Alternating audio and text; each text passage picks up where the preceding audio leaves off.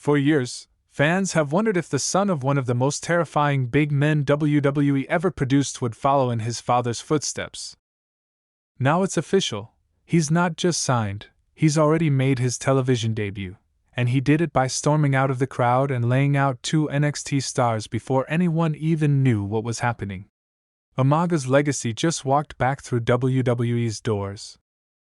Stick around, because I'm breaking down exactly how this happened, who this guy really is, and what it means for the Bloodline heading forward. Welcome back to WWE Soul, let's get into it. Before we get into the signing itself, let's talk about who Zilla Fatu actually is, because his story is a genuinely compelling one. He's the son of the late Umaga, one of the most dominant big men in WWE history, and he comes from the legendary Anoa'i and Fatu wrestling dynasty, the same family tree that includes Roman Reigns, the Usos, Jacob Fatu, and Solo Sikoa. That makes him a first cousin to Jimmy and Jey Uso, Solo Sikoa, and Jacob Fatu, and an extended family member of Roman Reigns himself. His path here wasn't a straight line. Fatu faced serious real-life adversity earlier in life, spending time in the Texas State Penitentiary before his release in March of 2022. From there, he rebuilt his life through professional wrestling, training under Booker T at Reality of Wrestling before working his way through the independent scene, including stops in GCW and House of Glory, where he became a genuine breakout star known as the Main One. That's a real redemption story sitting underneath all the family lineage and hype, and it's part of what's made fans root for him as he's climbed toward WWE.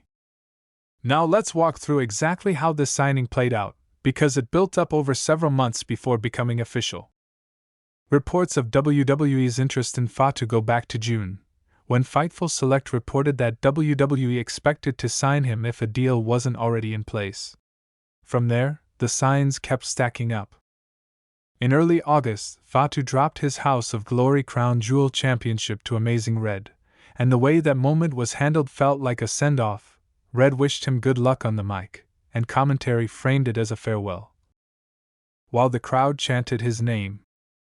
Then, on August 11th, False Finish reported that sources believed Fatu had signed with WWE and was already at the Performance Center in Orlando.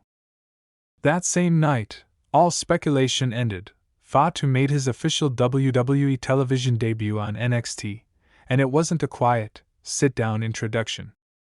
He stormed the ring from the crowd during a number 1 contenders match between Grayson and Cruz Montana, attacked both men, hit Montana with a pop-up Samoan drop as a direct nod to his father's signature move, and nearly took Waller's head off with a Superman punch.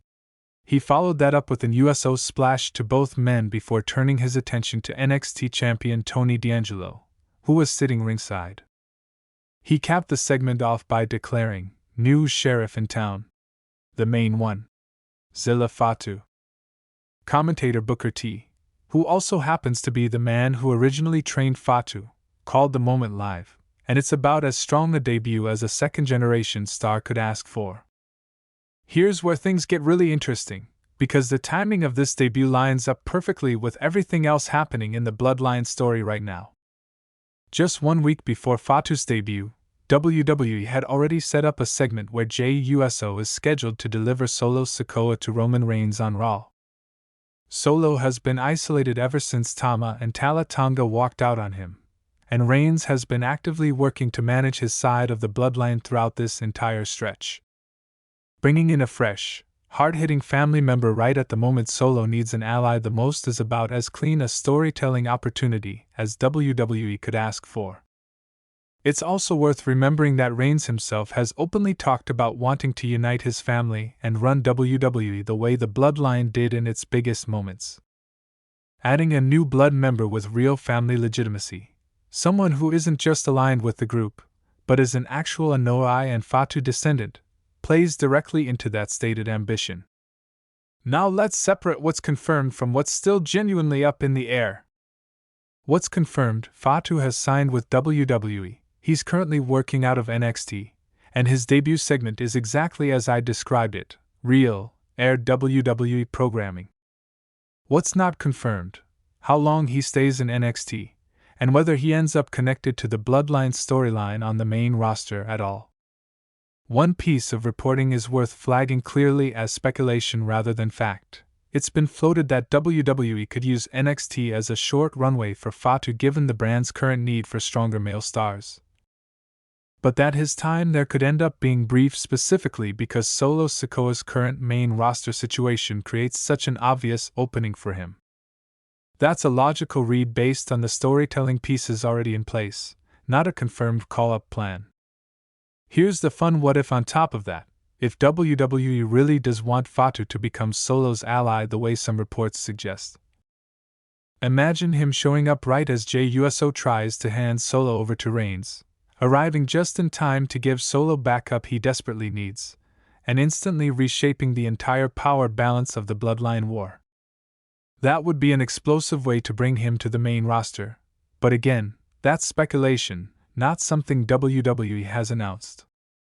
My honest read on this, WWE landed a genuinely exciting prospect here, and the debut itself did everything right, aggressive, physical, tied directly to his father's legacy, and called by the exact commentator who trained him.